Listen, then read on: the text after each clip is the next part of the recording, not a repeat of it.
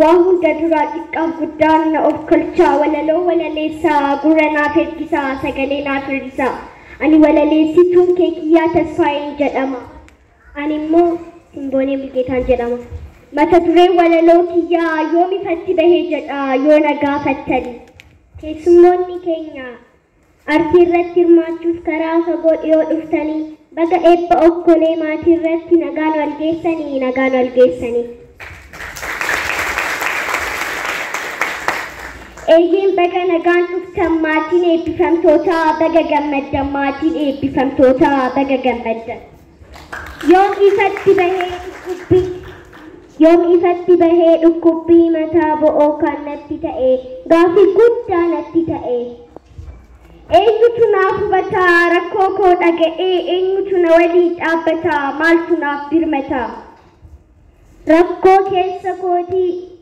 eenyutu naaf gaafataa quqqaartii kootii eenyutu naaf qoddataa hacuuccaan aartii maali jedhee eenyutu na gaafataa guddina aartii keenyaaf kamtu na waliin dhaabbata guddina aartii keenyaaf kamtu na waliin dhaabbata rakkoo koo itti himachuuf hunduu na baqata aartii lallabee himuuf eenyutu na dhaggeeffata rakkinicha aartiidha yoon lallabee kushiraaf mala dhabe yeroo aartiidhaaf cinqame eenyutu gurraan na dhaga'e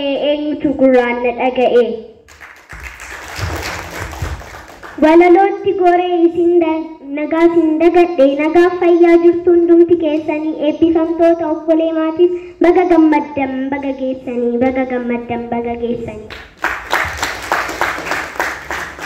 baay'ee namatti tola miirumti keessanii mee haamilee ofiif kennaa ofuma keessanii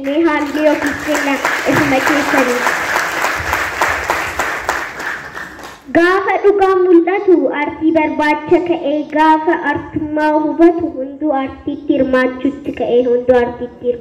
ka'e akkasiin quuqaa garaa koof aartii koo ifatti gaba'ee kan aartii hubatees miseensa aartii ta'e anis gammachuu hirmaataaf qoddataa okkolee maatii ta'e hunduu waan qabuuf danda'uun hirmaachuutti ka'e daawwitii aartii arginaan hunduu guddisuuf kaka'e ifaajii aartistootaa kabajni aartii ka'e ifaajii aartistoota yeroo kana aartiin dhokates goola keessa ifatti gabba'e dhaloonni saaraanis faana isaanii dhoowwee akkasiin aartii bareechee addunyaatti ba'e barnoota aartii jalqabnaan yeroon isaa cinqiif bashannansiisa cibanii hojjechuun hojiinsaa nama gammachiisa akkuma digirii maastarsii fi PhD fa'a dhaloonnis kunoo jalqabaa jiruun waaqni keessan isin xumursiisee aartii fi aartistii jajjabeeffachuun aartii keenya kabachiisa egaa aartii guddisuuf imaanaa fudhadhaa hundumti keessanii ga'ee keessan ba'aa waanuma dandeessanii adaraa artistoonni buleeyyii daandii sirrii nu qabachiisaa yoo dogoggorrees dafaa nu sirreessaa aartii dagatamees dhalootaaf as baasa adaraa xiqqaaf guddaa wal qoccooluu dhiisaa wal abaaruu wal kuffisuu dhiisaa wal safeeffadhaa wal jabeeffadhaa yoos uumaan kan tolu itti hin dhufina artistoonni buleeyyii lafaa dhufoo aartii qajeeloo barsiisaa dhaloonnis barnootaa fi aartii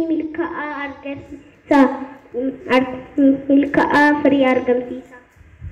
jabaadhu dhaloota barsiisi naggee ilma kaawwoo obsaan ogummaa leenjisi yoos geessa galma kaayyoo